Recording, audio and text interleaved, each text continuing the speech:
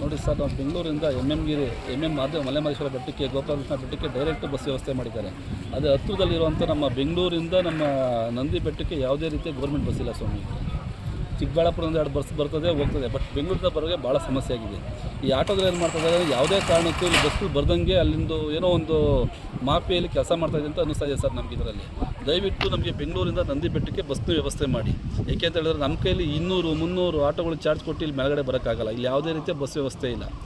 ಆಮೇಲೆ ಇಲ್ಲಿಂದ ಹೋಟೆಲಲ್ಲಿ ಏನು ಮಾಡ್ತಿದ್ದಾರೆ ಸ್ವಾಮಿ, ಇದು ಮದ್ಯಪಾನಕ್ಕೆ ವ್ಯವಸ್ಥೆ ಮಾಡಿದ್ದಾರೆ. ಯಾಕೆ ಮಾಡಿದ್ರು, ಇದೇನಿದು ಮುಜರಾಯಿ ಇಲಾಖೆ ಏನು ಕೇಳಬೇಕು ಅಂತ ಇದ್ದೋ ಇಲ್ಲ ಸರ್ಕಾರಕ್ಕೆ ಇನ್ಕಮ್ ಬರ್ತಾ ಇದ್ದೋ ನಮಗೆ ಗೊತ್ತಿಲ್ಲ. ನಮ್ಮ ಪ್ರದೀಪ್ ಈಶ್ವರ್ MLA ಸಾಹೇಬರು ಕೂಡ ಸಿದ್ಧಗಂಗೆ ಮಾಡ್ತಾರೆ ಓದಿರೋದ್ರಿಂದ, ಅವರು ಭಾಳ ದೈವಭಕ್ತ ಆಗಿರೋದ್ರಿಂದ, ಅವರು ಭಾಳ ಒಂದು ಒಳ್ಳೆ ಕಾನ್ಸೆಪ್ಟ್ ಇಟ್ಕೊಂಡು ಬಂದಿರೋದ್ರಿಂದ ಈ ನಂದಿ ಬೆಟ್ಟಕ್ಕೆ ಇಮ್ಮಿಡಿಯೇಟಾಗಿ ಬಂದು ಈ ಮುಜರಾಯಿ ಇಲಾಖೆ ದೇವಸ್ಥಾನದ ಸಮೀಪದಲ್ಲಿ ಒಂದು 100 ಅಡಿ ದೂರದಲ್ಲಿ ಮಯೂರ ಪಾಯಿಂಟ್ ಆಫ್ ರೆಸ್ಟೋರೆಂಟ್ ಅಂತ ಇದೆ. ಇಲ್ಲಿ ಯಾಕೆ ಮದ್ಯಪಾನಕ್ಕೆ ವ್ಯವಸ್ಥೆ ಮಾಡಿದ್ರು ಅದನ್ನು ದಯವಿಟ್ಟು ನಿಮ್ಮ ಮುಖಾಂತರ ನಾನು ತಿಳಿಯೋದಕ್ಕೆ ಇಷ್ಟಪಡ್ತೀನಿ. ಯಾಕೆಂದರೆ ತೋಟಗಾರಿಕೆ ಇಲಾಖೆಯಲ್ಲಿ ಭಾಳ ಕಮರ್ಷಿಯಲ್ ಆಗಿದೆ. ಇಲ್ಲಿ ತೋಟಗಾರಿಕೆಯಲ್ಲಿ ಆನ್ಲೈನ್ ಬುಕ್ಕಿಂಗ್ ಅಂತ ಹೇಳಿ ಭಾಳ ಲವ್ ಸ್ಪಾಟು, ಪಿಕ್ನಿಕ್ ಅಂತೇಳಿ ಅದ್ರ ಬಗ್ಗೆ ಭಾಳ ತೋಟಗಾರಿಕೆ ಇಲಾಖೆ ಭಾಳ ಇಲ್ಲಿ ಅಪ್ಪರ್ ಹ್ಯಾಂಡ್ ಆಗಿ ಕೆಲಸ ಮಾಡ್ತಾಯಿದೆ. ನಮ್ಮ ಮುಜರಾಯಿ ಇಲಾಖೆ ನಮ್ಮ ಯೋಗ ನಂದೀಶ್ವರ ದೇವಸ್ಥಾನನ ಅಪ್ಪರ್ ಹ್ಯಾಂಡ್ ಮಾಡೋದಕ್ಕೆ ನೀವು ಯಾಕೆ ಪ್ರಯತ್ನ ಪಡ್ತಾ ಇಲ್ಲ? ಕೆಳಗಡೆ ಭೋಗ ನಂದೀಶ್ವರ ಬಂದು ವರ್ಷಕ್ಕೆ ಒಂದು 3 ಕೋಟಿ ಆದಾಯ ಅಂತಲ್ಲಿ ತುಂಬ ಚೆನ್ನಾಗಿ ನೀವು ಕೇರ್ ಮಾಡ್ತಾಯಿದ್ದೀರಾ. ಅದೇ ನೀವು ಬೆಂಗಳೂರು ಬೆಟ್ಟದ ಮೇಲಿರೋ ಯೋಗ ನಂದೀಶ್ವರದಲ್ಲಿ ಇನ್ಕಮ್ ಕಮ್ಮಿ ಇದೆ ಅಂತೇಳಿ ಅದು ಯಾವುದೇ ರೀತಿ ನೀವು ಡೆವಲಪ್ ಮಾಡಿಲ್ಲ. ಅಲ್ಲಿ ನೀವೊಂದು ಚಪ್ಪಲಿ ಸ್ಟ್ಯಾಂಡಿಗೆ ನೀವೊಂದು ಪರ್ಮಿಷನ್ ಕೊಟ್ಟಿದ್ದೀರಾ 3,05,000 ರೂಪಾಯಿಗೆ. ಅಲ್ಲಿ ಅವ್ನು ಪರ್ಮಿಷನ್ ತೊಗೊಂಡಿರೋರು ಎಷ್ಟು ಅಂತಲೂ ಕೂಡ ರೈಟ್ ಫಿಕ್ಸ್ ಮಾಡಿಲ್ಲ. ಒಂದು ಟಿಕೆಟ್ ಕೊಡೋದಿಲ್ಲ, ಅವ್ರದ್ದು ಹೇಳ್ದಷ್ಟೇ ಟಿಕೆಟ್ ಕೊಟ್ಟು ಹೋಗಬೇಕು. ಒಳಗಡೆ ಕಂಪ್ಯೂಟರ್ ಕೆಟ್ಟಿ ತುಂಬ ವರ್ಷಗಳಾಗಿದೆ. ನೀವು ಕನ್ವಿನಿಯರು ಅಥವಾ ತಹಸೀಲ್ದಾರು, ನಮ್ಮ ಮುಜರಾಯಿ ಇಲಾಖೆ ತಹಸೀಲ್ದಾರ್ ಇವೆಲ್ಲ ಏನು ಮಾಡ್ತಾಯಿದ್ದೀರಾ? ಕಂಪ್ಯೂಟರ್ ಕೆಟ್ಟು 2 ವರ್ಷ ಆಯಿತು, ನೀವು ರೆಡಿ ಮಾಡ್ಸೋಕ್ಕಾಗಲ್ಲ ಅಂದರೆ ನೀವು ಎಷ್ಟು ಭಾಳ ನೀವು ಕೇರ್ಲೆಸ್ ಆಗಿ ನಮ್ಮ ಮುಜರಾಯಿ ಇಲಾಖೆ ಅಧಿಕಾರಿಗಳು ಕೆಲಸ ಮಾಡ್ತಾರೆ ಯೋಚನೆ ಮಾಡ್ಕೊಳ್ಳಿ. ತೋಟಗಾರಿಕೆ ಇಲಾಖೆಯವರು ಅವ್ರ ಕಮರ್ಷಿಯಲ್ ಒಳ್ಳೆ ಇನ್ಕಮ್ ಇದೆ, ಒಳ್ಳೊಳ್ಳೆ ರೆಸಾರ್ಟ್ ಕಟ್ತಾ ಇದ್ದಾರೆ, ಒಳ್ಳೊಳ್ಳೆ ಬಿಲ್ಡಿಂಗ್ಗಳು ಕಟ್ತಾ ಇದ್ದಾರೆ, ಆನ್ಲೈನ್ ಬುಕ್ಕಿಂಗ್ ಮಾಡ್ಕೊಂಡು ಸಂಪಾದನೆ ಮಾಡ್ತಾ ಇದ್ದಾರೆ. ನಮ್ಮ ಮುಜರಾಯಿ ಇಲಾಖೆಯವರು ನಮ್ಮ ದೇವಸ್ಥಾನ ಡೆವಲಪ್ ಮಾಡೋದಕ್ಕೆ ನೀವೇನು ಕ್ರಮ ತೊಗೊಂಡಿಲ್ಲ. ಇಲ್ಲಿ ಬಂದಂಥ ಭಕ್ತಾದಿಗಳು ನೀರಿನ ವ್ಯವಸ್ಥೆ ಇಲ್ಲ, ಊಟದ ವ್ಯವಸ್ಥೆ ಇಲ್ಲ.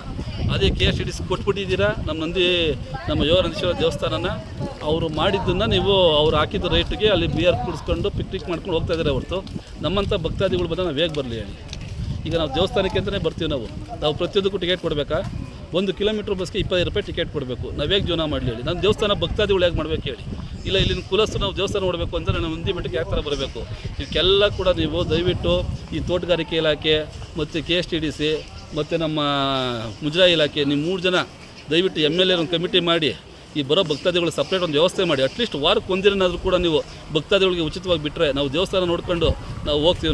ನೀವೆಲ್ಲ ಕಮರ್ಷಿಯಲ್ ಮಾಡಿ ಬರೀ ಪಿಕ್ನಿಕ್ ಸ್ಪಾಟ್ ಮಾಡಿ, ಲವರ್ ಸ್ಪಾಟ್ ಮಾಡಿ ನಮ್ಮ ನಂದಿ ಬೆಟ್ಟನ ಐತಿಹಾಸಿಕ ಇರೋಂಥ ದೇವಸ್ಥಾನನ ನೀವು ಹಾಳು ಮಾಡಿಕ್ಬಿಟ್ಟಿದ್ದೀರಾ.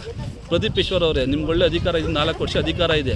ನಿಮ್ಗೆ ಯಾರೊಂದು ಹೆಸರು ಮಾಡಬೇಕು ಅಂದರೆ ನಮ್ಮ ನಂದಿ ಬೆಟ್ಟನ ಆದಷ್ಟು ಐತಿಹಾಸಿಕವಾಗಿ ಒಂದು ಪುಣ್ಯ ಸ್ಥಳವಾಗಿ ಮಾರ್ಪಡಿಸ್ಬೇಕು. ದಯವಿಟ್ಟು ಪಿಕ್ನಿಕ್ ಸ್ಪಾಟು, ಈ ಕಮರ್ಷಿಯಲ್ಲು, ಈ ದುಡ್ಡನ್ನ ಈ KSTDCಗೆ ಏನು ಅಡಾಕಿದ್ದೀರಲ್ಲ, ದಯವಿಟ್ಟು ಅದನ್ನು ಕ್ಯಾನ್ಸಲ್ ಮಾಡಿ. ನಮ್ಮ ಸರ್ಕಾರದ ಇದನ್ನು ಅವರೇ ಎಂಡವ್ರು ತೊಗೊಂಡು ಇದನ್ನು ನಾವು ಐತಿಹಾಸಿಕವಾಗಿ ನಮ್ಮ ಪುಣ್ಯ ಸ್ಥಳವಾಗಿ ಇದನ್ನು ಮಾರ್ಪಡಿಸ್ಬೇಕು ಅಂತ ನಿಮ್ಮಲ್ಲಿ ಪ್ರದೀಪ್ ಈಶ್ವರ್ ಹತ್ರ ರಿಕ್ವೆಸ್ಟ್ ಮಾಡ್ಕೊಳ್ತೀನಿ. ಈ ವಿಡಿಯೋ ನಿಮಗೆ ಪ್ರದೀಪ್ ಈಶ್ವರ್ ಅವರಿಗೆ ಕಳಿಸ್ಕೊಡ್ತೀನಿ. ನೀವು ಇದ್ರ ಬಗ್ಗೆ ಏನು ಕ್ರಮ ತೊಗೊಳ್ತೀರಾ ನೋಡ್ತೀವಿ ಸರ್. ವಂದನೆಗಳು.